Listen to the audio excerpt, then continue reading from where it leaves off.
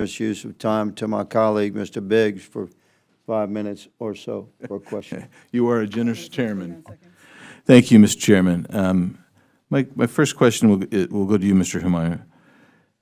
Can you discuss how the cartels have been able to build stronger illicit networks within the United States? Essentially, the cartels have been utilizing all kinds of revenue streams. It started with cocaine, it's moved to synthetics, it's now into human smuggling, human trafficking, and there's a range of illicit enterprises that the cartels are taking over.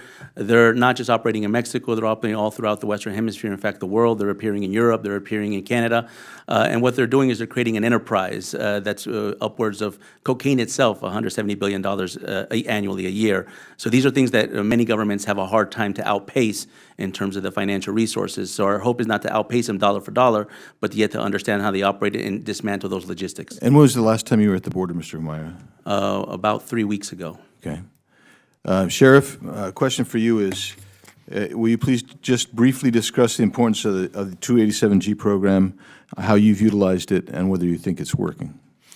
Well, it's absolutely working. And one of the things that is important with these immigration detainers is that what Ms. Doyle didn't acknowledge in her response is that under policy, every single time that one of these, quote, voluntary detainers is issued, it's accompanied by an arrest warrant, an I-205 or an I-200. So they are not voluntary in the sense that they have a warrant that's accompanying them. So there are 3 models. There is the warrant service officer program to get these warrants served in the jail. So there's a jail enforcement model, which is full-blown investigations in the jail. And that is the DIO, or designated immigration officer on the street, where we help ICE. And we're helping ICE to take these criminal illegals off the street, and it's very important, and it does go to public safety, and it is short-sighted, and it's wrong to have sanctuary city policies because it creates officer safety issues and public safety issues. These sanctuary city policies are saying is that we're not going to hold these criminal illegals, we're going to put them back out on the street, and then ICE has to go back into the community and find these criminal illegals.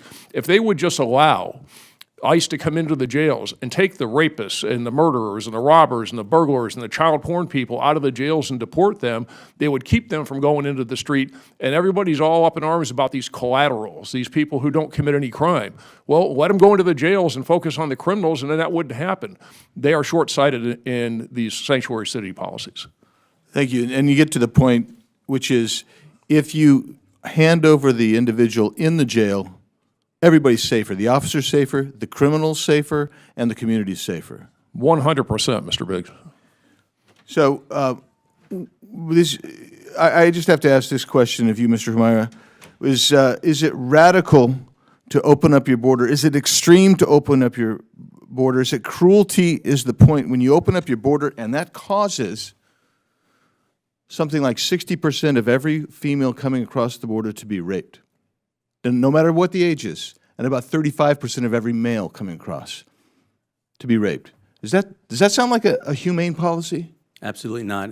If you want to dismantle your democracy, you have to dismantle the sovereignty. A border protects the sovereignty of your country. The first step to dismantling democracy is to erode a sovereign border. And in fact, migrants are oftentimes the victims of all this. They're the ones that get killed, raped, trafficked.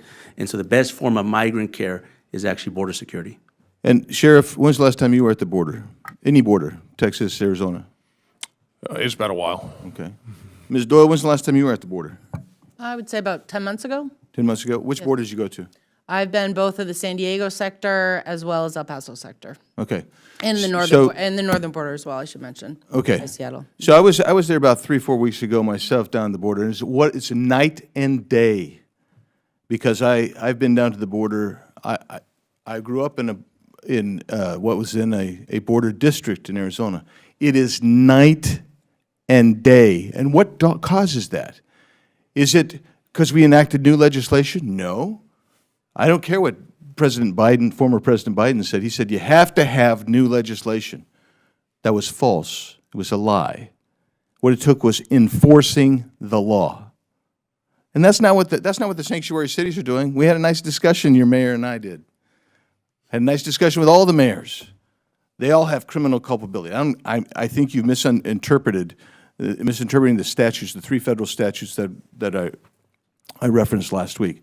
The bottom line is, if you want to have safer communities, you control your border. You have to control your border. and you enforce the law. That is what's dried it up. If you go down to the TO res and what you see there, and I met with some folks from there today, I will tell you, I like those people a lot, but they, through the Vehicle Valley, that is the #1 human trafficking, drug trafficking, and human smuggling corridor in the world, even now, because we can't enforce the law adequately in that 62 linear miles. You want safety, that's what you profess you want, then you better enforce the law. And that isn't cruelty, it's not cruelty, it's not, you know, in spite of the rudeness of my colleague across the aisle. We did It's not not give extreme, Mr. Bell an extra minute. it's not Gentlemen, radical. pause. You recognize a point of order. The chair has allowed members on both sides to speak. Certainly, I but he believe was over a actu- minute. No, actually, he was only over 30 seconds, and the gentlewoman interrupted him, and he did not get to finish his We point. don't need to check the record. I mean, Oh, we can. the chair is going to allow the gentleman to conclude his question. I think we should do that, but I do think that we should Mr. continue Chairman, on fairness. Mr. Biggs is Chairman, recognized. thank you. And I'm happy to yield back. Thank you, Mr. Chairman, for your indulgence. Thank you, sir. I shall continue to extend that indulgence, including I just want to know- to Ms. Simon, who's now recognized for 5 minutes for question. Thank you, Mr. Chair, and thank you, Ranking Member Lee. I just have a couple of quick questions. As some folks on our side of the aisle know that have been